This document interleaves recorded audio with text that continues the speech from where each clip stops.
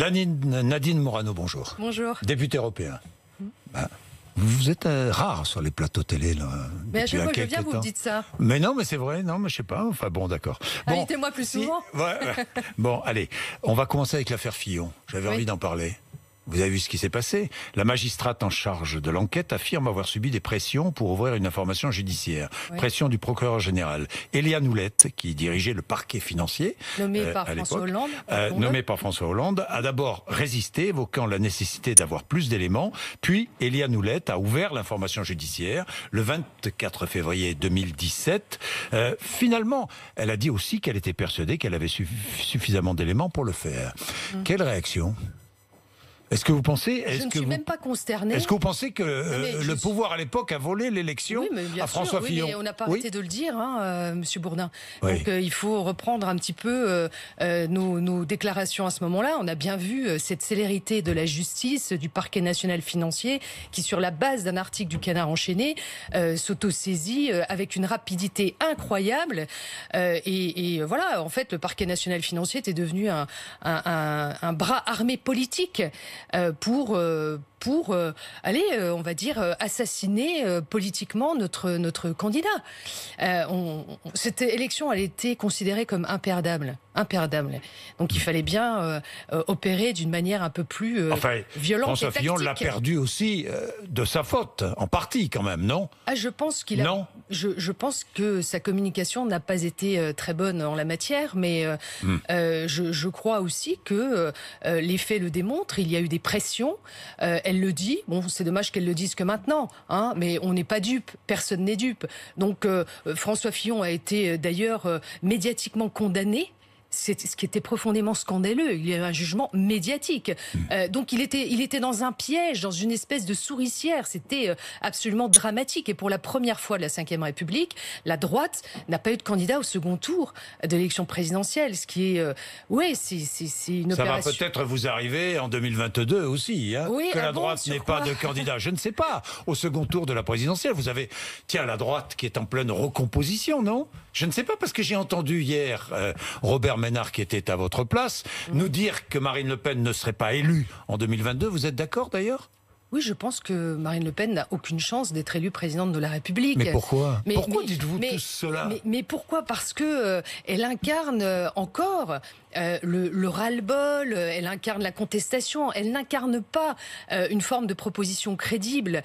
C'est une réalité. D'ailleurs, Robert Ménard le disait à votre micro hier, son programme économique est une hérésie. Enfin, la retraite à 60 ans, tout ce qu'elle est... mais elle est l'anti-construction pour la France. Enfin, pour son avenir, on peut pas mettre entre les mains de Marine Le Pen l'avenir de la France. Enfin, c'est pas possible. Alors, c'est même pas crédible. Robert Ménard appelait justement à un autre rassemblement avec d'autres personnalités, avec la droite, avec certains des Républicains. Vous seriez prêt à travailler avec lui ? Mais nous, on se parle régulièrement. Pour rien vous cacher, on s'est même appelé hier. Vous voyez, donc après son intervention. Oui, parce que moi, je lui ai dit que j'avais une analyse différente s'agissant des partis politiques, parce que je pense que les partis politiques ont un rôle majeur, contrairement à ce qu'il dit. Alors, je comprends, lui, il n'appartient pas à un parti politique. Oui. Moi, j'ai appartenu au Rassemblement pour la République, j'ai appartenu au RPR et maintenant chez les Républicains.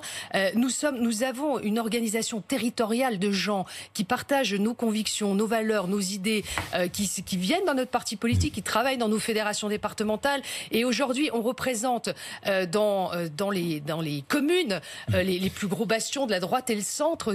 C'est nous qui les avons, mais parce que nous sommes implantés, nous avons des racines locales dans les territoires. Et puis notre ADN, c'est le gaullisme. J'allais en parler. Notre ADN, nous, c'est le gaullisme. Donc, franchement...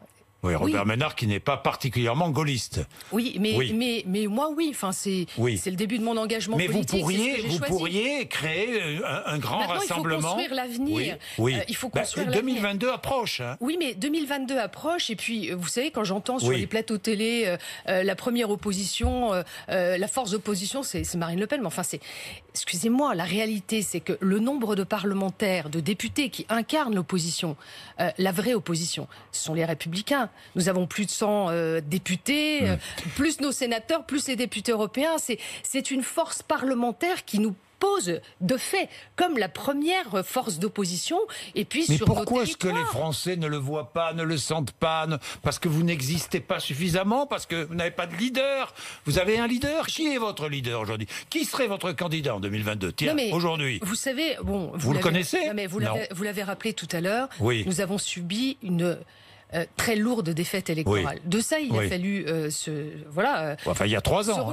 Se reconstruire. Nous faisons par nos territoires, puisque, encore une fois, le premier tour des élections municipales ont démontré notre force vous allez locale. perdre peut-être Marseille, vous allez peut-être... On verra. Pour l'instant, nous sommes en position de force partout dans les territoires, et c'est ça qui est important. Peut-être Toulouse, nous verrons. Non mais oui, on verra. On verra, mais simplement, déjà, rien que le premier tour nous démontre que nous sommes encore en force sur l'ensemble des communes de France où nous avions nos candidats. Donc, sans compter toutes les communes que nous avons gagnées au premier tour. Donc, de mémoire, on est à 56% des villes de plus de 9000 habitants.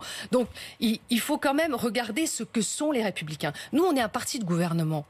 On n'est pas un parti contestataire, on n'a pas vocation à se fourvoyer dans la démagogie, dans des propositions qui ne sont pas réalistes, dans des propositions qui vont endetter le pays et qui ne prépareront pas l'avenir pour nos enfants.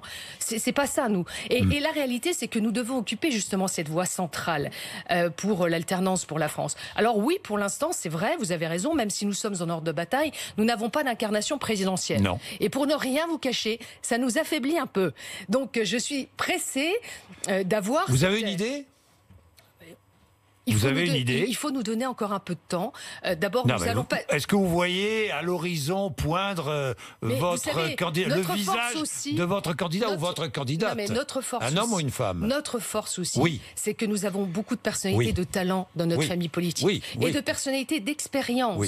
Parce que ça aussi, ça compte. Ça veut dire parce qu'on nous a fait un nouveau monde là. On clique sur Internet et on pose sa candidature pour être député. C'est pas ça la vie politique. Il faut de l'expérience. Il faut des convictions profonde, il faut une vision pour la France. C'est tout ça aussi, être candidat à des élections. Il faut être gaulliste.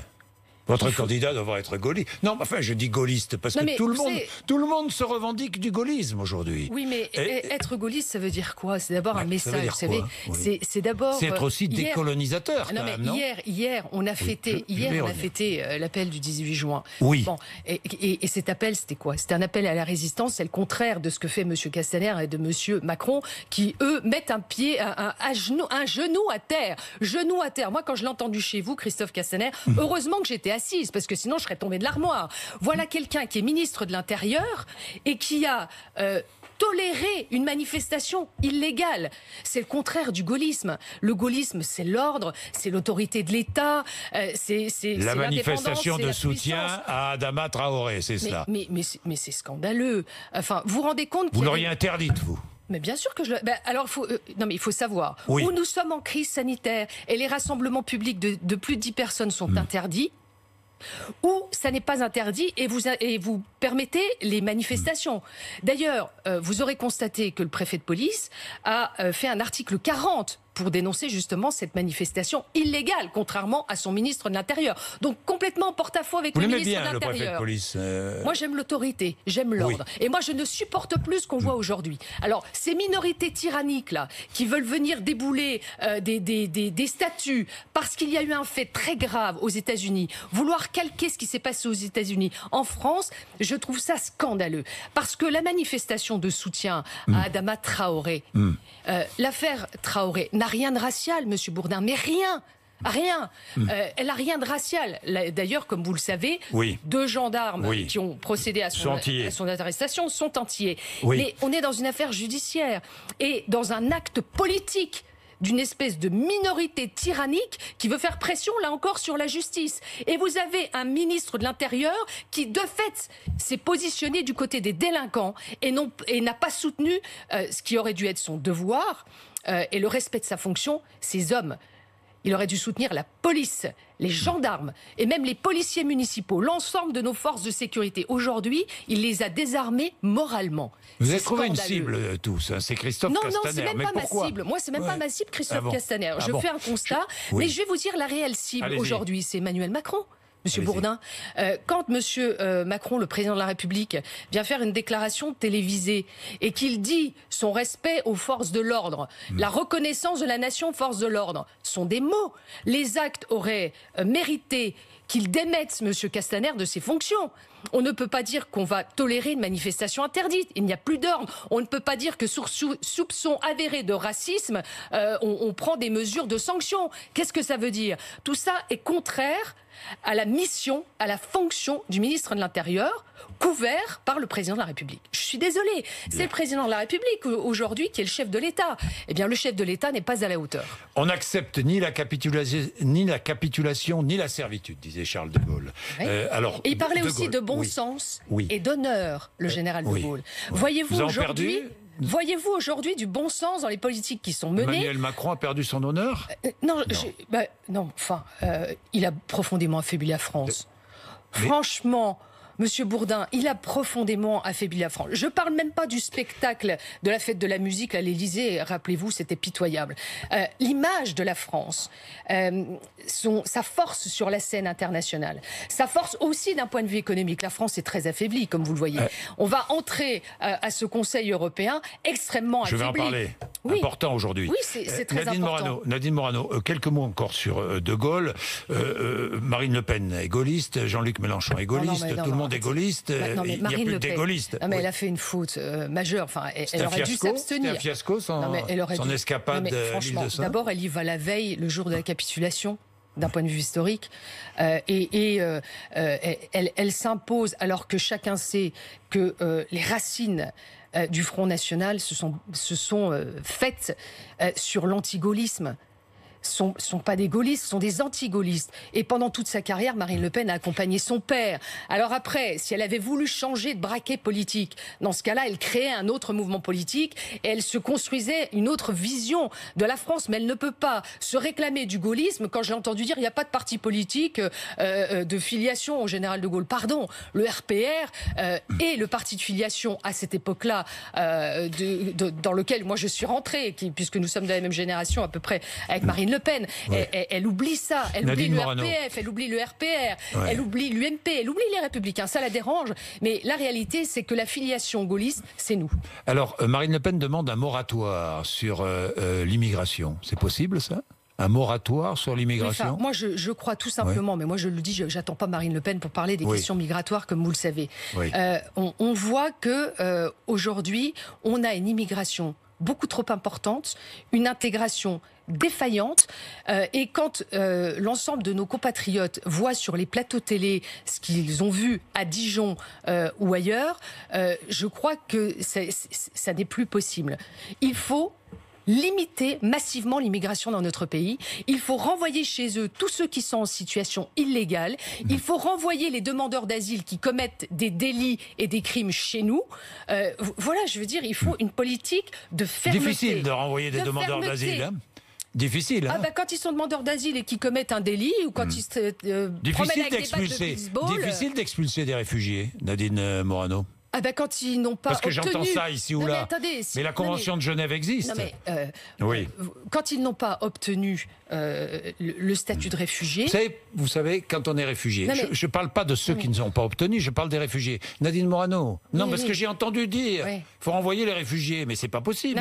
Non mais, Monsieur Bourdin, on a une législation, comme vous le savez. Oui. Bon, il faut voir que tous il y a une très grosse partie de ceux qui sont en situation illégale, déboutés du droit d'asile. Donc déboutés du droit d'asile, ils doivent être reconduits chez eux. Oui. Et comme vous le savez, c'est à peine un tiers de gens qui ont été déboutés du droit d'asile qu'on renvoie chez eux. Donc en fait, vous savez très bien que la reconduite ne fonctionne pas.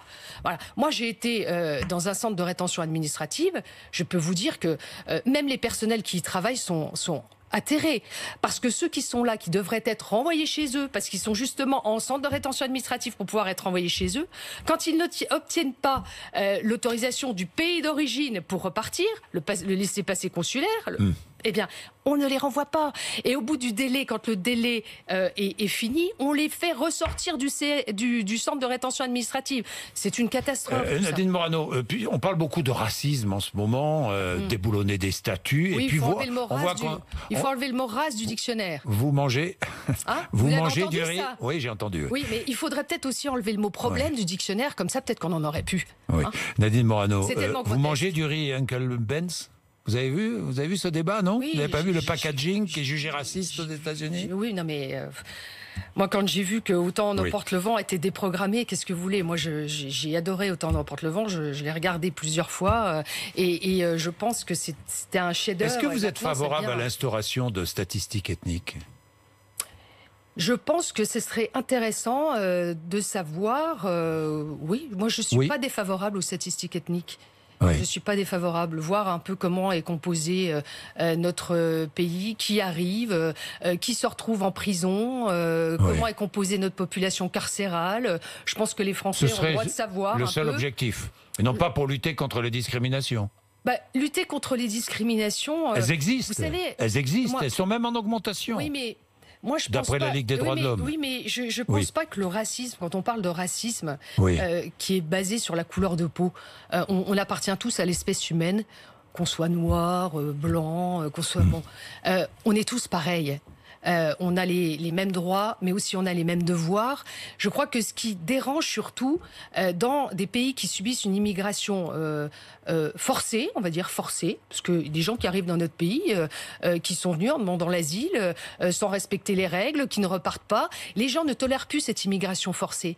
Et en même temps, c'est des comportements que les gens ne tolèrent plus. Donc c'est pas un racisme de couleur de peau, c'est plutôt un racisme qui correspond à un comportement de communauté et de culture qu'on veut nous imposer, qui n'est pas la nôtre. Justement, il y a un rapport de la Commission consultative des droits de l'homme qui dit que 45% des Français pensent que l'islam est une menace pour l'identité de la France. Vous aussi? Oui, moi je pense que l'islamisme... je pense pas que les musulmans... Je vois l'islam, je parle pas d'islamisme, je veux faire la différence quand même. Oui, mais quand vous avez aujourd'hui... moi, j'ai beaucoup côtoyé des gens qui sont issus de l'immigration. Moi, j'ai grandi dans un quartier populaire, comme vous le savez. Oui, et vous savez que dans un quartier populaire, on a tendance à nous faire croire qu'il y a des gens issus de l'immigration, mais il y a aussi des blonds aux yeux bleus qui sont dans ces quartiers populaires. Et je peux vous dire que à l'époque, les populations immigrées y étaient minoritaires en termes de nombre. Après, quand vous avez une population qui devient immigrée, mais de manière beaucoup plus importante dans un quartier, moi, dans l'école où j'ai grandi maintenant, où je suis allée quand j'étais à l'école primaire. Il y a aussi de la mixité, beaucoup de mixité. Non, il y a beaucoup de mamans voilées qui viennent chercher leurs enfants à l'école. Je suis allée constater par moi-même. Bon, on voit qu'aujourd'hui, il y a un basculement de population. Moi, il n'y avait pas de mosquée dans mon temps, dans mon quartier. Maintenant, il y en a 2. Et en revanche, l'église, la Vierge des pauvres, il y a quasi plus de fidèles qui y va. Donc, quand il doit y avoir une religion, puisque nous sommes dans un État laïque, la République est laïque, mais la France a des racines chrétiennes. Eh bien, je crois que chacun doit pratiquer sa religion dans le respect de nos lois. Et c'est en cela que l'islam est considéré comme une menace. Quand vous voyez l'islamisme et les radicaux islamistes vouloir imposer leurs règles et leurs lois dans les quartiers populaires. Manuel Valls dit la guerre entre races risque de remplacer ou va remplacer la lutte des classes. Vous êtes d'accord?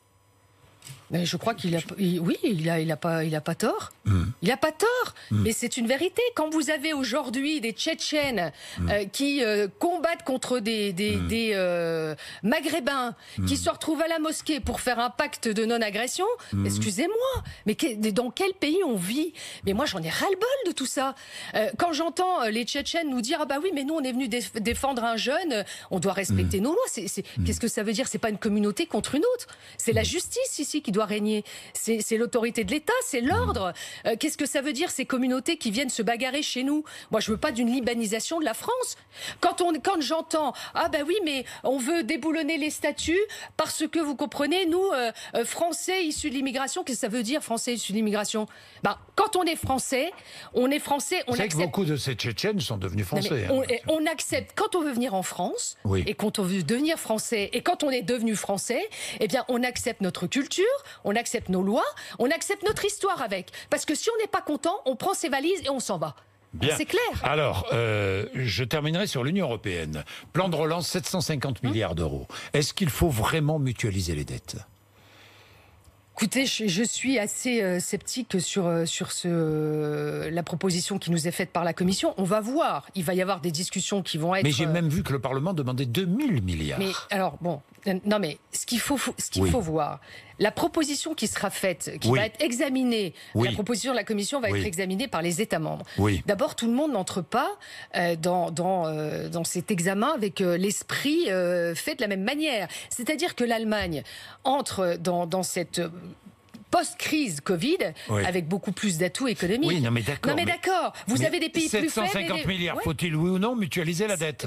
750 milliards, dont 500 milliards de subventions, 250 milliards d'emprunts, qui remboursent quand, comment. Et beaucoup de pays, ce qu'on appelle les pays frugaux, c'est-à-dire ceux qui savent bien gérer, ont vraiment des réserves parce qu'ils veulent savoir. Nous, on serait le 3e pays qui bénéficierait de ces subventions.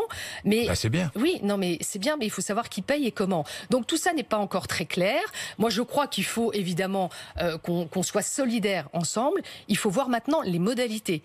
Pas trop d'endettement, je vous le dis, parce que s'il faut payer pour les autres, on n'est pas sorti. Parce que nous, on est quand même très mal barrés. Quand vous voyez nos résultats au premier trimestre, s'agissant du PIB, c'est nous qui sommes un des pays les plus touchés, avec moins 5,8 du produit intérieur brut en moins, alors que l'Espagne est à moins 5,2 et l'Italie à moins 4,7. L'Allemagne, elle, part avec les reins beaucoup plus solides. Merci Nadine Morano d'être venue nous voir. Merci à vous. Il est 8h55, RMC et BFM TV.